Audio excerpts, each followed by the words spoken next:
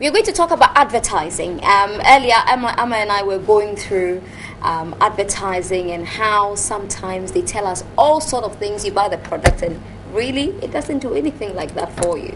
But yes, advertising is a major industry. For television stations like TV3, we rely heavily on advertising. So if the adverts are not coming, then our salaries will suffer. So yes, advertising is very, very important. Of course, it's the means to reaching people, to tell them exactly what they need. Some people have different needs, but they don't know exactly where to get the products. So when you advertise, they know where to go and how to get it. Well, this morning, Francis Dadzi, very familiar face to all of us. He's the Executive Director of the Advertising Association of Ghana, AAG for short, and he's joined on the set by the beautiful Fatima Ali Mohammed, General Manager, Commercial, Wilma Africa, manufacturers of Frital. If you don't know Frital, then you're not cooking. You're not cooking very well. You're not using the right oil. Anyway, so I'll start with you, Francis. How vibrant is the advertising sector in Ghana? Well, I want to say it's very vibrant, but it has its own challenges. Challenges in terms of technology, challenges in terms of innovation and creativity, and challenges in terms of standards and enforcement. I mean, these are major challenges that the industry faces. We have a challenge just because we do not set in place a framework when we liberalize the airwaves to allow so many channels, media channels, to be available to the advertisers and their clients. It is such that any Tom, Dick, and Harry can get up today and become a service or supplier in the industry. But it is not supposed to be so. You are supposed to have rules and regulations and standards where you can appeal to, even in terms of consumer protection and even the advertisers and even agencies. But we have a situation where it is a free-for-all because we didn't put a framework in place. But thankfully, we have set in motion. As I speak to you now, we have the Advertising Council Bill, which is with the Attorney General's Department, which seeks to set up an advertising council, which will have a responsibility for licensing and sanctioning practitioners, including even media houses, including suppliers. So it's a broad frame because, you see, advertising industry worldwide believes in self-regulation. So we need to put in place the mechanisms. If you go to South Africa, you go to Nigeria, they have Advertising Practitioner Council. In South Africa, they have the Advertising Standards Authority. And the rules are there. They enforce them. Okay? So you don't have a situation where today, because of the myriad of channels that we have, products that should not be advertised, in my opinion, from a professional point of view, because your target audience are not even watching the particular channel, we see them there. In times of time, alcoholic beverages should not be advertised after a certain point in time. We see it broad daylight on our channels because there's no framework. So that is the challenge of the industry. The industry has grown. We have a lot of new channels. We have a lot of products and services. Yes, when the economy booms, advertising booms. The citizenry benefit because they have choices. And the choices must add value to their lives. They must have some benefits. But it's a free-for-all because of these challenges. But I think that it's not lost. We can still work at it. I mean, when we have all people from other jurisdictions coming to join us with their new ideas, we can be able to build the industry. Because as long as business grows, there's economic progress and development, advertising grows with it, period. Okay. Wilma, your thought on that one, the vibrancy of this. Okay, I totally agree on this. And more so because in the absence of a framework or in the absence of structure, what happens is that right now advertisers are running around like headless chicken because they do not know what should they go for, what not. Nobody is focusing on things like the cost per thousand, what is your reach, which is a credible media to go with, who is your consumer, you have, like you said, alcohol being advertised. We're not talking about TV or radio or stuff like visual, because different mediums play a different role. You know that TV specifically comes in because if it's anything that you want to evoke an emotion on, that's where you'll go. You come in onto print just because you know it is to support a certain thing. Experiential media, which is the biggest thing, that's where you're able to reach your consumer. but it's not defined in terms of what are the do's and the don'ts. And what's happening is that it's giving a lot of clout mainly to suppliers, because they can actually take total advantage of that, which is happening today. I mean, coming in from East Africa, and we were having a chat on this because I was also part of the Marketing Society and the Advertising Standards Board. We regulated what needs, it's self-regulation, but at the same time we work hand in hand with the government. It's very important for the government to understand and appreciate that it only can do certain things. It's supposed to go in and garner support from different people who can come in and, make it realized, because Ghana today, and I've been here now, it's going to be 4 years in June, and I can't say that when I drive around or I look around, I can say anything that really, from an advertising point of view, has touched the core, or makes me feel wow, or makes me feel, there's nothing. All we see is beautiful women on everything. It's, if you want to check out an advert for a printing textile, it's a beautiful woman. You want to see Baileys, it's a beautiful woman. You want to advertise something about a school product, it's a beautiful woman. We've really missed out on what we should be talking to the consumer about. And it's like you started, that at the end of the day, advertising one brings in money, but at the same time, if you don't get advertised to, you won't know. And this is what's happening. Who is actually checking that content? Who is really saying that what is going on is true? Is it factual? I mean, right now, this was for me a new thing coming into West Africa and realizing that everything gets vetted to the Foods and Drugs Board Authority. But I think that that's a tongue-in-cheek thing, because they allow everything else that gets imported into this country to say things on labels which shouldn't be allowed. And you do not allow a local manufacturer to say it. So, for example, even if I take the oil industry, we are bound not to say certain things on the label, which we know is true and we can say it. But then you go on to imported labels and they're talking about anything and everything that a consumer will sit there and say, oh, wow, but is the FDB telling a person that, blended oils are not good for you? Did you know that you could actually blend animal fat oil with this? This is what you're getting. So the whole... the plethora of everything that's out there, whether it's brands or products or services, if it's not going to be honest and truthful, then we're really, just watering down the whole effect of everything. Okay, now you are in charge of Frital. Now, let's talk about how advertising helps businesses like yours. See, for us, it's very key. When I came into Ghana again, coming in, being an African, coming in from East Africa, and I've worked in East and Central Africa for many years. I've done Ivory Coast coming here. I just felt that, wait a second, Ghana is missing something, Ghana has been known as the peace heaven. It's known as the home of where Kofi Annan came from, and it's where the Black Stars come from. But what else is Ghana known for? Nothing. Okay, we have next door neighbors. No matter how much everybody talks about Wahala and Nigerians tend to be very, very aggressive. Ghanaians tend to be very passive aggressive. And I said, as a brand, what is it that I can do to this brand and take it to another level? And what was key was that, wait a second, if Black Stars is Ghana, then Frital is the gold star of Ghana, because we're talking about a brand that has been there for over, now it's 32 years. We're talking about independence of 57 years. So technically it has been used for half the lives. Yeah. And I said, I don't want to do the traditional stuff of advertising where you have a family sitting around a table and everybody's eating chicken and just happy. I could change that brand. It could be anything. It could be milk. It could be anything, or flour. So what is it that I can do to bring in the essence of Ghanaianism into the thing? How can I start bringing in the essence of what it is we're trying to drive? So our single point of positioning on this brand was all about heritage, because I felt we really need to go back where we came from. Ghana has been through a lot, from slave trade to where we are now.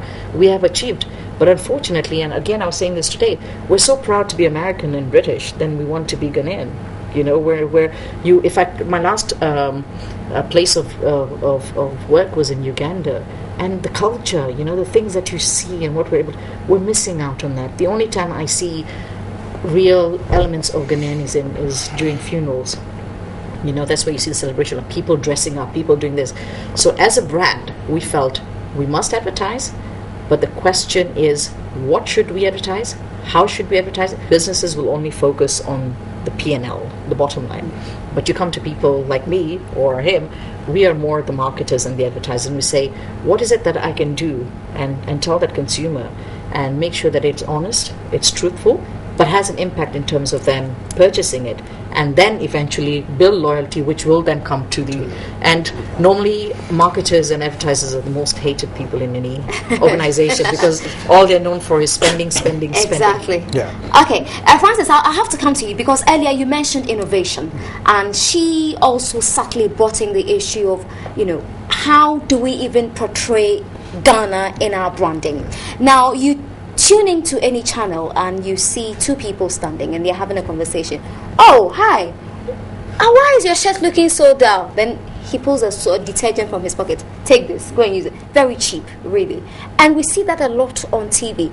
How challenging is it for the advertisers to be creative? And of course, there's the argument that a lot of people are parading themselves as advertisers, but they don't have the requisite training. Thank you. And you see, the fact that she mentioned that the client must have a strategy, and that strategy must also include a communication strategy, which it develops with the agency. So they work to develop it. Then he gives a brief paper, and then the concept is developed and tested to make sure that it stands the time. But the situation we're having today is that there are a lot of people who are importing products. Okay, so the principal sends them the products, and he sends a little bit of money for them to advertise. That's all. That's it. So once you're an importer and he's imported a product, he goes to look for his cousin who works is a TV presenter or radio presenter, and then they go somewhere and go and do a production and then make sure it's on the network, and then they send a copy to the principal. We spend the money. So that is what we're having. But if we're having a situation where the clients are here, that she's a manufacturing concern, we had a lot of manufacturing companies here with a lot of strategies, a lot of ability to wanting to reach out to their target audience, and our ability to even do a research. Because the thing is that when you run a campaign, after a certain time period, you should go back and review. And let's say this is the objective, this is the target research. Have you achieved it? If not, what happened? And re-strategize. What we should understand is that advertising is not speaking to the owner of the product. Exactly. Please, you want the consumer or your target audience to take a certain action. Be clear in your mind. What is your single-minded proposition? Be clear in your mind what you want to achieve with that advertising. So if he goes to stand somewhere, you're just throwing your money away. And I'm telling you that all those companies, within a year or two, they are off. Because they have not been able to communicate anything to the consumer for them to take the action. Period. They just want to see themselves. They want to see their products on TV. Even in choice of channels, there are certain people who would want to dictate to you that he wants to be on this TV station, on this radio station, on this. But please, programs have their own audience profiles. You need to understand your target and to be able to zero in on that in your strategy.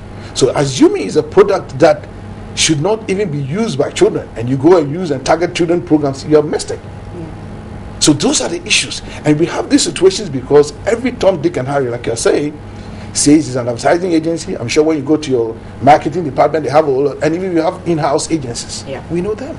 So that's the situation. So that is what we're trying to come out with this council that will license people, so that you can be taken on, and then of course you knew that for some time we had this advertising awards, the Gongo awards, which we used to locally bring capacity. But along the line, we wanted to review because we felt that it should be opened up in a certain way so that every term, like the cans, I've been to cans, I'm the country representative, so that we can have a certain level of, it promotes creativity, it promotes competition.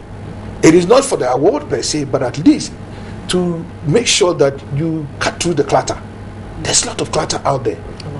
A lot of clutter. So at least you bring something that is unique but still achieves. So that you see, these days we have a situation where when it comes to advert, people are flipping to other channels. Yeah. Because I was going to ask you, why is that? Because there's nothing they communicate. It is boring. It is it is just it just gets them off. But if it is an advert that is communicating, that has a punch, my goodness, wherever you are, you want to, tag on. That is what it is. Okay. Now, Fatima, no. Sorry, just to build on what he said, it's actually called the Clickshit Syndrome. You click on something, oh shit, I don't like that, move on to it. And the reason that happens on TV, it's true. But it's because the honest truth about it is because a lot of businesses want to dictate to the marketing department or to the advertising agency what should be done, the owners or the management, not allowing the creative agencies to really bring out what the objective is. And what happens then is that there's a total disparity in terms of them understanding that who you communicate to and who buys from you are totally different people. So when you go on TV and you want to communicate to someone, the audience is very different from the person who's going to buy. Why? Because everything that we do in advertising must have an aspiration. It's got to be aspirational. You put something on telly because it'll be aspirational. The person down there may not afford it and say, I want to use that at some point. But there's that disparity. That's where the issue is coming in. Should every business advertise? Yes. I think they need to, but it depends what they want to advertise. It depends on how they advertise, and it depends on what channel they use to advertise. Because you have direct marketing when you can appeal to a person specifically. If you're talking to, it's a credit card company, why come in and waste your money putting in something on a billboard and making it very static? You're going to show an experience, bring it on telly, tell people what they're going to achieve, and then direct market to them, email it to them. It's just that it has to be done in a very structured manner, because what happens is the consumer gets so confused about all the stuff that's out there. And as of today, there's nothing really appealing to any one of them or saying, this is why you need to choose me. A brand is a person. It has to come to life. It has to tell you, what? This is why you need to buy me. This is why you need to take me. It's because this is what I'll do and I'll offer you. So everyone must advertise, but it's not saying that it has to be glamorous or you have to go on an overkill of a budget. You've got to be very, very specific. You've got to know who your target audience is, which is the problem. Not many people know who they're targeting, and you've got to know what channels to use. And that's why it's very key to bring in the framework and the standards, so that not every Tom, Dick and Harry wakes up tomorrow and says, okay, I'm putting up a TV channel, or wait a second, now I'm the new billboard guy, oh hello, you need to come to me because I can do your printing and this. Everyone is saying that they do everything right now. So that's an issue. Okay, and Francis, my next question comes to you. When you set up a business, in the first year or two, of course, you're trying to get everything right. But at what point do you say to yourself that now I'm ready to reach my audience? At what point do you suggest to yourself that I want to advertise? No, what you should understand is that when setting up from the framework, from the word go, just like looking for your capital, there must be your advertising marketing campaign strategy. It must come together. Okay. It goes together from day one. Because you must also see what I've been telling people of late, that you must begin to see your advertising budget as an investment. Exactly. Rather than an expenditure. So from day one, once you're looking for your capital and other things, you should also be looking for your budgeting strategy. Your marketing strategy should be also ready. You cannot. It goes hand in hand. It goes hand in hand from the word go. You can say, oh, that is time for no. You must be ready, because you must even launch yourself. You must, do sampling. So many things that you have to know you're there. Somebody needs to know you're there. And how do you measure the impact of advertising? Well, research. We need to get research companies to go round back and then review, where you started from, where the people you targeted, you need to go back to them, try to get some research information from the market. You understand? You measure your returns on your investment. You need to do that. You cannot just advertise. Almost every 3 months or 6 months, you should be out there to see what you're doing. But the fact of the matter is that they just put it on radio and TV and they forget. They don't leave any line for the recent bit of it, to go and see. I don't think businesses actually, honestly, here evaluate what they've been. It's like you said earlier. They're very happy once they see an ad on TV. Then they can tell the bosses or the principals, okay, we've been on TV, we've been doing this. Nobody's really checking the effect of it. Did it have a positive effect? Did it have a negative effect? Could what you have put out there had an impact in terms of affecting your sales? Your business card is a starting point. People don't realize that is your first advertising contact. What you give out will determine. So if you're a business and you're into let's say financials or whatever, and you come up with a card in pink and it's all flowery, and who's going to take you seriously? You're a financial institution. You need to be very, very structured. You need to be very, very stylish, so all that. But there are people who are created for this. That's why agencies are there. That's why the professionals are there. We all can't do what, to take over somebody else's job and do it for them. Okay, now Francis, what Amma and I were discussing earlier, the thin line between the truth and the falsehood that some of these advertisers, throw at us. How, I'm sure maybe the bill you talked about may address all these concerns, Yes. but how do we even decipher the truth? You see, I have said that advertising kills a bad product. Yeah. So the truth will always come out. Because you see, the best form of communication is when somebody has an experience with the product. Then he can recommend. So if you go and use it after your advertising and then you realize that it's a falsehood, the word of mouth communication alone can destroy your product. Right. People don't realize it. So these days, she talks about a lot of experiential marketing and then going out there, direct community contact. People are now, they're moving to get people feel and use the product, use the services, engage it and get that emotional attachment. So when you have hyped more than telling them the truth and you've hyped the product, at a certain point in time, down the line, it will come back and haunt you. You'll be out of market and business. A lot of them have happened. So it will happen. To add to that, the advertiser should be put to test, and that's where it comes in. If I, even as Frito, dare go out and say something that is not truthful, we can be taken to task if the body is allowed to be able to challenge. That's where the advertising standards committee come in, because you can take them to consumers. Should be able to have the right to say, wait a second, you told me XYZ, but that thing doesn't. You should be able to take them, because there's a difference. For me, it's not a thin line between the truth and falsehood. It's actually between the truth and being partially truthful. That's the partially truthful. Partially truthful. So what happens is, it's like, when you read the Bible, even the Quran, and what we say is, you have the spirits, and then you have these people that come and tell you, okay, today I'm going to tell you your future, and I'm going to tell you this. And what we know about the whole story is that they've only listened part of the information of the angels and God talking, and then they come in and add all this stuff. So what happens, out of 100 things, you'll hear one truth, and you're like, okay, I'm going to pay you more, Charlie, please tell me what's going to happen in the future. So we tend to be very economical with the truth. Okay. Now, when you look at the various sectors, it looks like the telecommunications industry, they advertise a lot. And what I've realized, I don't know if it's good to call it unhealthy competition, but if, for instance, a TV station has a program that is sponsored by Telco A, they don't want to allow anything about Telco B in that program. Is that healthy? Well, it is not.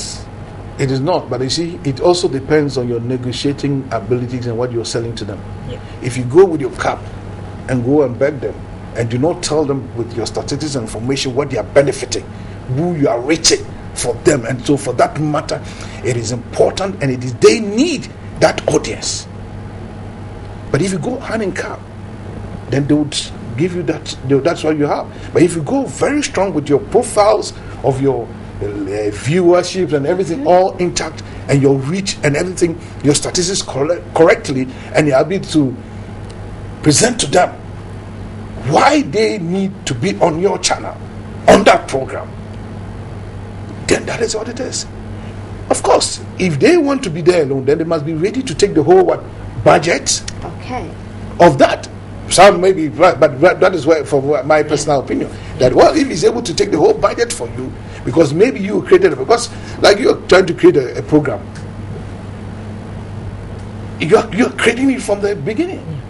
So you should have a certain mileage and a certain level of benefit for starting off the program when there was nobody ready to go on that trail.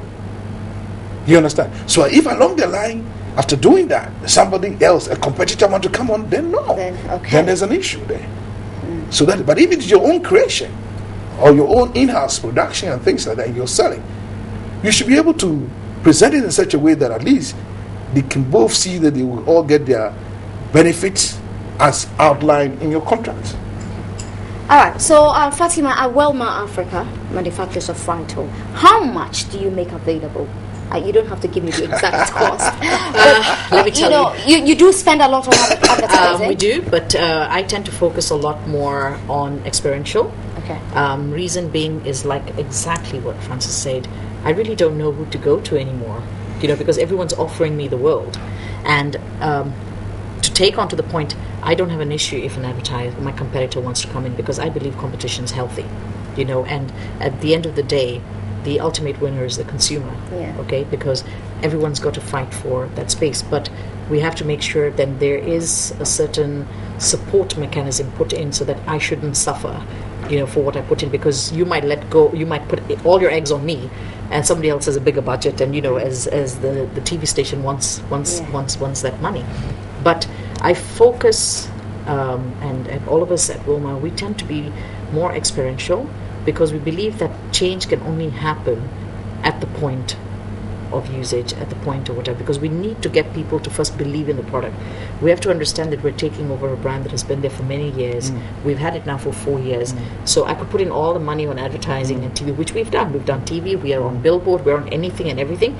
But the one great thing I can say that we do, unlike any brand today, whether it's a telecom or it's the alcohol industry or anyone, is we're very consistent in what we do. What the billboard says is what is happening on the rigs. It is also what is happening, so we speak one language, and we focus, and we want to be truthful. Like you said, we want people to experience and tell me. We do Women's Forum. We're in churches, twice, thrice a week. We're at the Hairdressers Association. We go and tell us, what do you think about our product? What do you think that we're doing right or wrong? And we try and improve on that, and if we feel that we failed on something, we're honest about it and say, okay, we stand there. It's filmed and recorded, and we say, okay, we've goofed up on this, and we'll improve on X, Y, Z. And where there's something great to talk about, we talk about it. And Francis, when you meet up with these institutions who are willing to advertise, do they take your input seriously? Well, it depends on who you're talking to. So a lot of them, especially those who have professionals experience and worked with agencies and achieved their results and things, will take you serious. They even see you as part of them. They don't even see you as an agency. So you do your strategy meetings together, you go out on retreats together. This is our budget, this is where we're going. They have inputs into it. So it becomes more, you're part of them. You're not like just an agency. No, you're part of the team, and you build on the strategy, because the professionals advertising agency brings a certain insight from the public and from the market that you might not know to bring in there. And even competitor server lines and other things are all information that the agency should be working on for you. All right. Thank you very much. I'm afraid I have to leave it here. Francis Das is the Executive Director for the Advertising Association of Ghana, and Fatima Ali Mohammed, General Manager, Commercial, Wilma Africa Manufacturers of Frital. Thank you very much for your time this